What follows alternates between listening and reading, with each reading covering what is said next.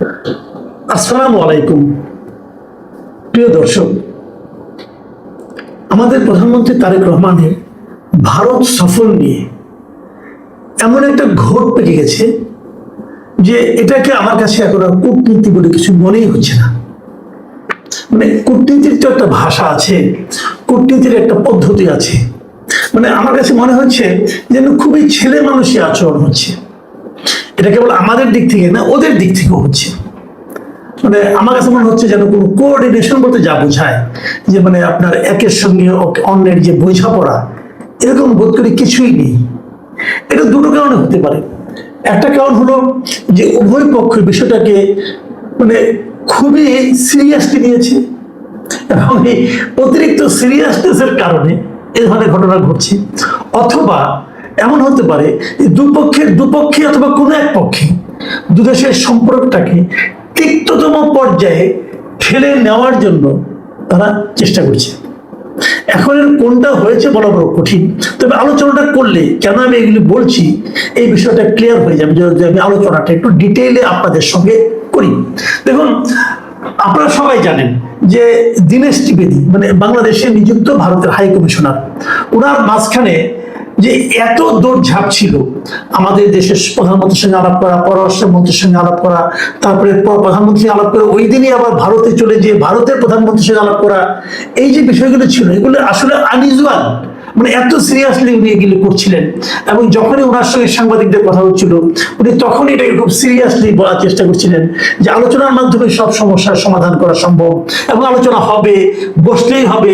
এমনই বলা হলো যে আমাদের প্রধানমন্ত্রী ভারতে গেলে তাকে অভাবিত সম্বর্ধনা দেওয়া হবে এবং তাকে খুব গুরুত্ব দেওয়া হবে।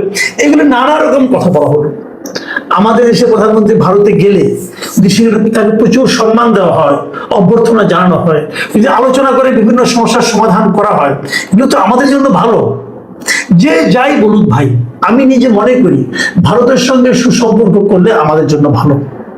ভারতের সঙ্গে সম্পর্ক তিক্ততার মধ্যে ঠেলে দেওয়ার মাধ্যমে আমাদের অর্জনের কিছু থাকবে না। আমি এর মাধ্যমে ঠেলে দিয়ে ঝগড়া করে আমরা অনেক কিছু অর্জন করে ফেলবো, এটা আমি পার্সোনালি মনে করি না।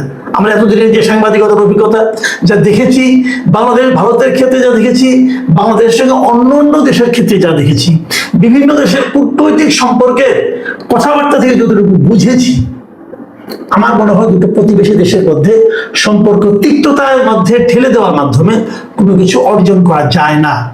অন্তত পক্ষে এই দুই দেশের মধ্যে যে দেশটা একটু ছোট, তারা তো কিছু অর্জন করতে পারেই না। এটা হলো আমার অবজারভেশন। তারপরেও অনেক লোক আছে আমাদের দেশে যারা নাকি এই বিষয়টাকে টিকিয়ে রেখে এক ধরনের সুবিধা পেতে চায়। ঠিক আছে, এটা তার পাঠ, কোনো সমস্যা নেই। আমি যে কথাটা বলছিলাম সেটা আরেকবার আপনাদেরকে একটু বলে নিই। দেখুন, প্রথমে কথা হলো যে ভারত আমাদের দেশের আমাদের প্রধানমন্ত্রী হিসেবে দাওয়াত করেনি। মানে এটা বলা হচ্ছে সেই যে সেপ্টেম্বরের দ্বিতীয় সপ্তাহে ওখানে যে ব্রিক্স শীর্ষ সম্মেলন হবে, সে ব্রিক্স শীর্ষ সম্মেলনে আমাদের প্রধানমন্ত্রী তারেক রহমানকে ভারত দাওয়াত করেছিল। কিন্তু সে দাওয়াতটা করেছিল বিমস্টেকের চেয়ারম্যান হিসাবে। মানে বাংলাদেশ এই মুহূর্তে বিমস্টেকের চেয়ারম্যান, বিমস্টেকের চেয়ারম্যানকে ওরা দাওয়াত করেছিলেন যে ওখানে গেলে তারেক রহমান সাহেব গেলে সেখানে ব্রিক্স শীর্ষ সম্মেলনের আউটরিচে তারেক রহমানের সঙ্গে নরেন্দ্র মোদীর একটা বৈঠক হতে পারে না, হবে আর কি, এই ধরনের একটা দাওয়াত তারা করেছিল। সেই দাওয়াতটা আমাদের দেশের প্রধানমন্ত্রী হিসেবে গ্রহণ করেনি। আমাদের সরকারের যারা নাকি সংশ্লিষ্ট কর্তৃপক্ষ আছেন, পররাষ্ট্র মন্ত্রণালয়ে যারা দায়িত্বপ্রাপ্ত আছেন, তারা সেটাকে ভালোভাবে নেননি। তারা বলেছেন যে আমাদের প্রধানমন্ত্রী দাওয়াত করলে প্রধানমন্ত্রী হিসেবে দাওয়াত করতে হবে। বিমস্টেকের চেয়ারম্যান হিসেবে উনি ওখানে গেলে সেটা তো বিমস্টেকের নিয়ে আলোচনা হবে, সেটা তো বাংলাদেশ নিয়ে আলোচনা হবে না। কাজেই এটা ওনারা পছন্দ করেননি। ইন্টারেস্টিংলি তার আগে ভারত কিন্তু একাধিকবার জনাব তারেক রহমানকে ভারত সফরের জন্য দাওয়াত করেছেন। আপনি জানবেন যে যখন নাকি বাংলাদেশ সরকার যখন নতুন সরকার যখন গঠন করা হয়, যখন শপথ নেওয়া হয়, সেই অনুষ্ঠানে কিন্তু ভারতের যিনি ওনাদের লোকসভার যিনি স্পিকার, মানে ভারতের জাতীয় সংসদের স্পিকার মিস্টার ওম বিরলা, তিনি কিন্তু এসেছিলেন এবং তখনও উনি ভারত সফরের জন্য আমাদের প্রধানমন্ত্রীকে দাওয়াত করে গিয়েছিলেন। এরপরেও দাওয়াত, এর আগেও দাওয়াত হয়েছে, পরেও দাওয়াত অনেক এসেছে আমাদের জন্য। কিন্তু বিমস্টেকের যে দাওয়াত, এটা ছিল আনুষ্ঠানিক দাওয়াত বিমস্টেকের চেয়ারম্যান হিসাবে ব্রিক্স সম্মেলনে, তো উনি যাবেন না। তারপর তারা বললো না, তারা আবার তারা প্রধানমন্ত্রী হিসেবে এবার দাওয়াত করেছে। সমস্যাটা হলো এই সময়ে ভারতের একটা আচরণে বাংলাদেশের পক্ষ থেকে উষ্মা প্রকাশ করা হয়েছে। সেটা কি আচরণ? সেটা হলো অগাস্টের 5 তারিখে ভারতে একটা প্রেস কনফারেন্সের মতো হয়েছিল। সেখানে অনলাইনে আওয়ামী লীগের সভানেত্রী, সাবেক প্রধানমন্ত্রী, বাংলাদেশের দণ্ডপ্রাপ্ত ব্যক্তি শেখ হাসিনা উপস্থিত ছিলেন এবং তিনি বিভিন্ন দেশের বিদেশি সাংবাদিকদেরকে নানা প্রশ্নের জবাব দিয়েছেন। এই অনুষ্ঠানটা না করার জন্য, হতে না দেওয়ার জন্য বাংলাদেশের পক্ষ থেকে ভারতকে রিকোয়েস্ট করা হয়েছিল। ভারত বলেছে যে এটা তো আমরা আয়োজন করিনি, এটা একটা বেসরকারি প্রতিষ্ঠান আয়োজন করেছে, কাজে এটা হয়ে গেছে। কিন্তু ভারত ওই অনুষ্ঠানে শেখ হাসিনা কিংবা অন্যান্যরা যা যা বলেছেন তার পুরোটার সঙ্গেই ভারত সরকারিভাবে একমত নয়। মানে ভারত ওদের সেই বক্তব্যগুলিকে এন্ডোর্স করছে না, অনুমোদন করছে না। এটা ভারতের পক্ষ থেকে বলা হয়েছে। এটাও কিন্তু একটা বড় ইন্ডিকেশন যে প্রথমবারের মতো ভারত বলল যে শেখ হাসিনার বক্তব্যকে তারা অনুমোদন করছে না। কিন্তু তাতে কাজ হয়নি। যখন ভারতের পক্ষ থেকে আমাদের প্রধানমন্ত্রীকে আনুষ্ঠানিকভাবে দাওয়াত দেওয়া হলো, আমাদের পক্ষ থেকে বলা হলো যে বাংলাদেশ মনে করছি যে একটা পূর্ব শর্ত তারা দিল যে ওখানে যে শেখ হাসিনা আছেন তাকে যদি আমাদের এখানে ফেরত পাঠানো না হয়, অথবা আমাদের শরীফ ওসমান হাদিকে যারা হত্যা করেছে সেই সন্দেহভাজন ব্যক্তি যারা ভারতে গ্রেপ্তার হয়েছে, যে তাদেরকে আমাদের দেশে ফেরত পাঠানো না হয়, তাহলে বাংলাদেশ মনে করবে যে ভারতের সঙ্গে আমাদের অনুকূল, মানে সফর করার মতো অনুকূল পরিবেশ তৈরি হয়নি। এবং সে কারণে ওই ব্যাপারে কোনো সিদ্ধান্ত না আসা পর্যন্ত আমাদের প্রধানমন্ত্রী ভারতে যাবেন না। এখন এই যে কথাগুলি বলা হচ্ছে, এই কথা বলার পর কিন্তু আমরা ধরেই নিয়েছিলাম যে আসলে আর এই সফরের কোনো ভবিষ্যৎ নেই। আমরা যে যাই বলি না কেন নেই, এটা আমরা ধরে নিয়েছিলাম। কিন্তু এর মধ্যে যে ঘটনাটা ঘটলো সেটা হলো যে হঠাৎ করে গত শুক্রবার একটা ঘটনা হলো। শুক্রবার বেলা 2টার দিকে ভারতের রাষ্ট্রপতি ভবন থেকে একটা ঘোষণা আসে এবং তার ভিত্তিতে প্রেস ইনফরমেশন ব্যুরো, পিআইবি, ভারতের একটা সমাজ সংস্থা, ওরা একটা বিজ্ঞপ্তি প্রকাশ করে। সেখানে ভারতের ডেপুটি প্রেস সেক্রেটারি নাভিকা গুপ্ত তিনি মানে শুক্রবার দিন বেলা 2টা 13 একটা প্রেস বিজ্ঞপ্তি দিয়ে জানান যে শনিবার রাষ্ট্রপতি ভবনে চেঞ্জ অফ গার্ড অনুষ্ঠান হবে না। এই চেঞ্জ অফ গার্ডটাকে আপনি একটু পরে বলতেছি, এবং সেটার কারণ হিসেবে বলা হচ্ছে কেন হবে না, যে বাংলাদেশের প্রধানমন্ত্রীকে আনুষ্ঠানিক সংবর্ধনা জানানোর জন্য ওই সময় পূর্ণ রিহার্সাল হবে, এটা তারা জানাইছিল।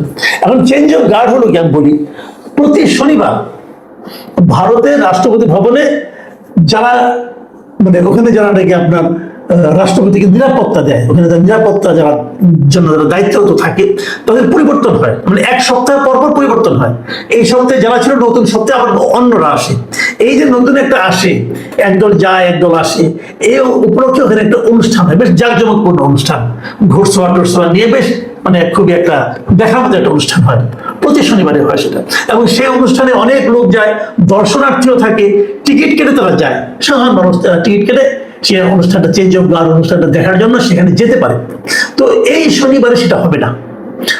কারণ হলো যে যেহেতু বাংলাদেশের প্রধানমন্ত্রী যাবেন এবং ওনাকে যে সম্বর্ধনাটা দেওয়া হবে সেই সম্বর্ধনার মহড়া শনিবার দিন হবে, এবং যেহেতু মহড়াটা হবে অতএব ওই দিন আর চেঞ্জ অফ গার্ড অনুষ্ঠানটা হবে না। এটা কিন্তু বিজ্ঞপ্তি দেয়, এবং এই বিজ্ঞপ্তি দেওয়ার কিছুক্ষণের মধ্যে এটা নিয়ে বেশ কথাবার্তা শুরু হয়ে যান। মানে এই বিজ্ঞপ্তি থেকে তো মনে হচ্ছে যে তাহলে বাংলাদেশের প্রধানমন্ত্রী ভারতে যাচ্ছে, বাংলাদেশেও আলোচনা হয়, কই আমরা তো সেরকম কিছু বলিনি, আর ভারত তাহলে কোথায় পেলে যাচ্ছে, এইটা নিয়ে মোটামুটি একটা হই হই করে যায়। এবং কিছুক্ষণ পরে মানে আপনার ঘন্টা খানেক পরে, ওরা বলেছে 3টা 32 দিকে, মানে 2:30টার দিকে, 1 ঘন্টা পরে ভারতের পক্ষ থেকে আরেকটা বিবৃতি দিয়ে ওই আগের ঘোষণাটাকে প্রত্যাহার করে নেওয়া হয়। বলা হয় যে এটা কোথাও কোনো ভুল বোঝাবুঝি হয়েছে এবং এই জন্য এমনটা হয়েছে। কিন্তু ভুল বোঝাবুঝিটা কোথায় হয়েছে সেটা কিন্তু কেউ ক্লিয়ার করেনি। এখন ভারতের পক্ষ থেকে এরকম একটা বিবৃতি চলে যাওয়া, আবার 1 ঘন্টার মধ্যে সেটা প্রত্যাহার করে নেওয়া, এই দুটো থেকে আমরা কি দেখলাম? প্রথমত আমার যেটা মনে হচ্ছে সেটা হলো, প্রথমবার যে বিবৃতিটা তারা দিয়েছিল তারা নিশ্চিত ছিল যে তারেক রহমান সাহেব যাচ্ছেন, কিন্তু এর কিছুক্ষণ পরেই বুঝতে পেরেছেন যে না, আসলে উনি যাচ্ছেন না, এবং এই জন্য এটাকে প্রত্যাহার করে নেওয়া হয়েছিল। দেখুন, তারেক রহমান সাহেব যখন প্রথম যাবেন বলেছিলেন, তখন আমাদের এখানকার যারা নাকি রাজনৈতিক দল আছে বিরোধী, মানে এনসিপি, জামাত ইসলাম, তারা কিন্তু প্রবল প্রতিবাদ করেছিলেন। বলেছিলেন শেখ হাসিনার ব্যাপারে সুরাহা না হওয়া পর্যন্ত উনি যেতে পারবেন না, ওনাকে যেতে দেওয়া হবে না, এমন কথা বলেছিল। পরে আবার এক সময় দেখলাম জামাত লিডার বলছেন হ্যাঁ উনি যেতে পারেন, যদি আমাদের স্বার্থ সংরক্ষণ হয় তাহলে যেতে পারেন। তো এই যে কথাগুলি, আমার কেন যেন মনে হচ্ছে যে বাংলাদেশে যারা বিরোধী দল আছে তারা কি বলছে, কি ভাবছে, কি প্রতিক্রিয়া দেখাচ্ছে, তার উপর নির্ভর করছে যে তারেক রহমান সাহেব ভারত যাবেন কি যাবেন না। এবং সর্বশেষ যে ঘটনাটা ঘটলো, এর মাধ্যমে আমি মোটামুটি নিশ্চিত হতে পারলাম। আমার মনে হচ্ছে এখন আর তারেক রহমানের ভারতে যাওয়ার কোনো উপায় নাই, কোনো সুযোগ আর থাকলো না। কারণ সুযোগ থাকলো না বলছে এই কারণে, যদি এখন উনি যান সেটা ভারতের জন্য আর মানে মুখ দেখার মতো অবস্থা থাকবে না। কারণ ভারত তাহলে ওটা কেন বাতিল করলো, আবার প্রত্যাহার করে নিল, এটা কিন্তু ভারতের জন্য একটু মানে বিব্রতকর ব্যাপার হয়ে দাঁড়াবে, আর আমাদের জন্য তো হবেই। এখন ধরেন আমরা ধরে নিলাম, যেমন আজকে মানে আমি গতকালকে একটা নিউজ দেখলাম, প্রথম আলোর একটা নিউজ, সেখানে আমাদের যিনি প্রেস সেক্রেটারি আছেন প্রধানমন্ত্রী মিস্টার সালেহ শিবলি, তাকে জিজ্ঞাসা করা হয়েছিল যে আপনি মানে উনি জিজ্ঞাসা করেন না, প্রথম আলো নিউজটাতে সালেহ শিবলির একটা বক্তব্য ছাপা হয়েছে, সেটা আপনি রয়টার্সকে বলেছেন। সেখানে রয়টার্সকে সালেহ শিবলি বলেছেন যে প্রধানমন্ত্রীর সফর নিয়ে এখনো কোনো সিদ্ধান্ত হয়নি, শেখ হাসিনা ও অন্যান্য পলাতক অপরাধীদের প্রত্যর্পণের বিষয়ে ভারতের জবাবের অপেক্ষায় আছে ঢাকা। তার মানে ওই যে বাংলাদেশ দুটো শর্ত দিয়েছিল, যে শর্তগুলিকে ভারতের মিডিয়া এবং ভারতের কূটনৈতিক বিশ্লেষকরা কঠিন শর্ত হিসেবে অভিহিত করেছে, সেই শর্ত জবাব ভারত কি দেয় তার অপেক্ষায় বাংলাদেশ ওয়েট করছে। এবং জবাব পাওয়ার পর সিদ্ধান্ত হবে যে ওনারা বাংলাদেশ থেকে ভারতে যাবে কি যাবে না। এখন ওই জবাবটা কি হবে কি হবে না এটা কিন্তু আমরা এখনো জানি না। আমার তো মনে হয় যে যদি জবাবটা ইতিবাচক হয় তাহলে বাংলাদেশ যাবে, আর ইতিবাচক না হলে যাবে না। ইতিবাচক হলে কি হবে? ইতিবাচক হলে ভারত বলবে ওনাদেরকে আমরা শিগগিরই ফেরত পাঠাবো, অথবা বলবে আমরা এটা খতিয়ে দেখছি, খতিয়ে দেখা কথা আগে অনেকবার বলছি, এটা বলবে। সেগুলো কি হবে আলটিমেটলি? তাহলে তারা কি শেখ হাসিনাকে ফেরত পাঠাবে কিংবা পাঠাবে না? আমার যেটা মনে হয় যে খুব শিগগিরই এত দ্রুত এই শর্তের কারণে ভারত বলবে যে আমরা শেখ হাসিনাকে ফেরত পাঠাবো, এটা আমার কাছে মনে হয় না। আমি যতটুকু বুঝি, যদি না পাঠায় তাহলে তারেক রহমানের পক্ষে যাওয়া সম্ভব না। কারণ বাংলাদেশের পক্ষ থেকে শর্ত দেওয়া হয়েছে, সেই শর্তগুলো যদি ভারত না মানে তাহলে উনি যাবেন কোন মুখে? মানে এখন অবস্থাটা এমন দাঁড়িয়েছে, বিশেষ করে ভারতের ওই আপনার রাষ্ট্রপতি ভবনের ওই বিজ্ঞপ্তি দেওয়া এবং তার প্রত্যাহার করে নেয়, এই ঘটনার পর যে ঘটনা যা দাঁড়িয়েছে, এই চেঞ্জ অফ গার্ডকে বাতিল করা আবার সেটাকে প্রত্যাহার করে নেওয়া, এর মাধ্যমে সিচুয়েশনটা যেখানে গিয়ে দাঁড়িয়েছে, আমার মনে হয় না এখান থেকে আবার সেই যাওয়াটা আদৌ সম্ভব হবে। যদি সম্ভব না হয় তাহলে কি হবে? এটাই হচ্ছে বড় প্রশ্ন। এবং এই প্রশ্নের জবাব যেটাই আসুক, আমার মনে হয় না কূটনৈতিকভাবে আমরা খুব একটা ভালো অবস্থানে থাকবো, ভালো কিছু অর্জন করতে পারবো, এটা আমার কাছে অন্তত মনে হয় না। আমি জানি না এটা কেন হচ্ছে।